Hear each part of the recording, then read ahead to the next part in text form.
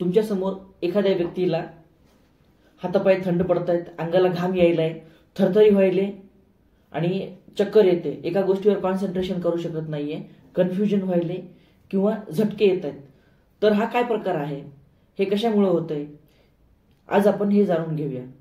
Hypoglycaemia, याला hypoglycaemia असे म्हणतात. हायपोग्लायसेमिया म्हणजे काय, त्याची कारणे काय आहेत, त्याची लक्षणं काय आहेत आणि त्यावर आपण काय उपचार करू शकतो.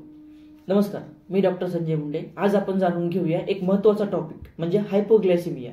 हायपोग्लायसेमिया हा शुगर लेवल सामान्य पातळीपेक्षा कमी होणे म्हणजे 70 mg/dl पेक्षा कमी होणे, याला हायपोग्लायसेमिया असे म्हणतात.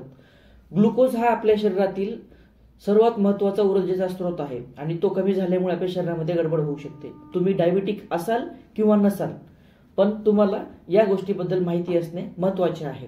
तर आपण हायपोग्लायसेमियाची कारणे जाणून घेऊया. वेळेवर जेवण न करणे, जास्त एक्सरसाइज करणे किंवा जास्त एक्सरसाइज करून त्यायोग्य जेवण न करणे आणि उपाशी पोटी अल्कोहोल घेणे, या कारणामुळे हायपोग्लायसेमिया होऊ शकतो. तुम्ही काय करणार, प्रथम उपचार याच्यावर आपण होईल तेवढं शक्य असेल तर शुगर लेवल चेक करणे. शुगर लेवल चेक केल्याच्या नंतर जर 70 mg/dl पेक्षा शुगर लेवल कमी असेल, पेशंट शुद्धीवर असेल, तर त्याला कमीत कमी 15 मिलीग्राम ॲक्टिव्ह कार्बोहायड्रेट देऊ शकतो. त्याच्यामध्ये आले 4 ग्लुकोजच्या टॅबलेट किंवा साखरेचं पाणी. 15 मिनिट वाट बघायचे. 15 मिनिटानंतर जर सिम्पटममध्ये इम्प्रूव्हमेंट झाली ठीक आहे, नाही तर 15 मिनिटानंतर रिपीट त्याला सेम डोस द्यायचा आहे आणि तरी पण इम्प्रूव्हमेंट होत नसेल तर तुम्हाला हॉस्पिटल रीच करायचं आहे.